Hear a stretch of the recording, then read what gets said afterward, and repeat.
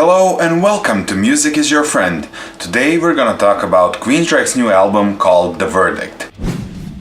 Without any doubt, Queensryche is one of the best bands of all time. Now I doubt that many of you that are watching this video actually don't know of Queensryche, but actually Queensryche is quite unknown. People don't know how to spell the name, but they are a hidden gem. So if you've been following the band for some time now, you probably know the guys that are in the band and the guys that left the band. So the Garmo is out, Tate is out, now Rockenfield is kind of out. I have no idea what's going on with that, but yeah. Casey Grillo from Camelot stepped in, did the tour, but Todd Latour, who is now the singer of Queensryche and sounds amazing, he's actually a drummer, so he played the drums on this album. I actually didn't expect this album to sound like Queensryche because there's only a few people from the original band. And I was right. This album doesn't get your blood pumping. And that's normal because these are not the ideas that kind of helped create and form the name Queensryche. This album is mostly bad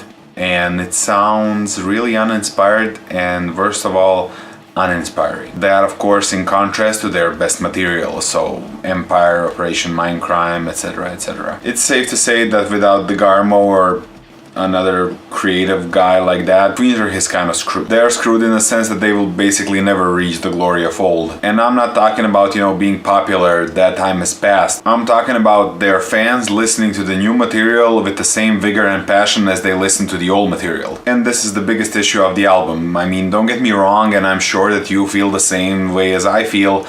You actually really like that somebody is playing the old stuff and that the singer can actually sing it. I love that, but the new material just isn't there. These past 3 albums only had maybe one song that I would kind of fit into their older material, and that song is called In This Light from this album. Todd is an amazing singer, and because he's actually a drummer, he pulled double duties on this album. That would normally be a really good thing, but in this album I don't think it's a good thing. As a singer, you have just too much on your mind and you're too involved into playing the music, so you feel great because you're playing the music, but then you're skipping on the insight that a singer has, where he can actually say to the drummer, yeah, don't do that, like you're messing with my voice. He's a player, so he kind of wants to play. A singer and a frontman has a different mindset than a drummer, or any instrumentalist for that matter. With all that said, I need to mention production values. I really don't like these production values, and I think that they're wrong for Queensryche. See, Queensryche had these like specific mixes during the 80s and the 90s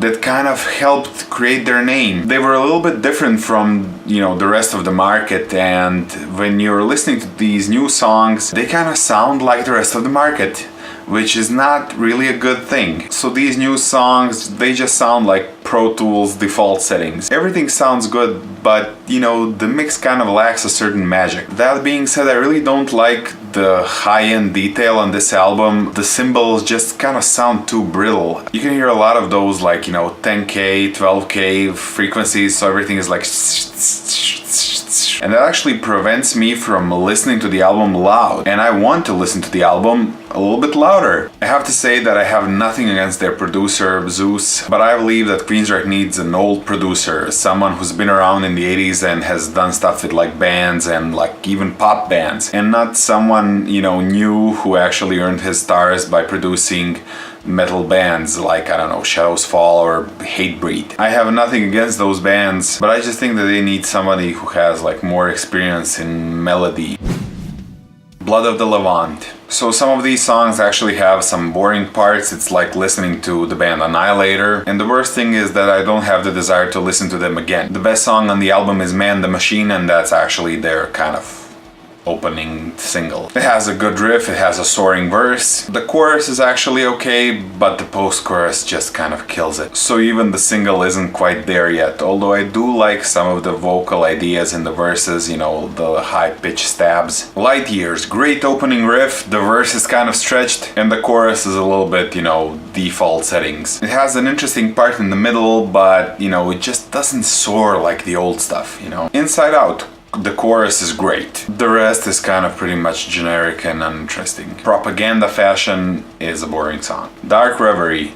I actually get why they would choose this as a single, but this is not the standard of Queensryche that at least I'm used to. The song is just too fast and the melodies aren't quite there, and this is like good material, but it's just performed badly. Bent. This is a boring song, but I do like the solo because it kind of tries to be the Queensryche of old, but the problem is that it's just not that memorable. You can't whistle it in your head. That whistle test is not the measure of standard for melodies. It's just that you could do that with the old stuff. Also, I believe that the drummer is kind of playing these fills to make the song more interesting, but it actually doesn't make the sound more interesting, and these fills kind of sound out of place. Inner Unrest, the chorus is okay, but the rest is kind of bland and boring. Launder the Conscience. I just look at the song as a collage of good and bad. And then Portrait, yeah, whatever.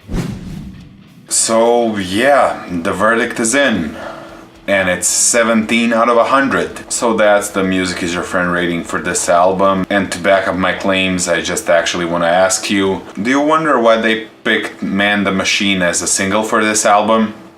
Because it's the best song on the album.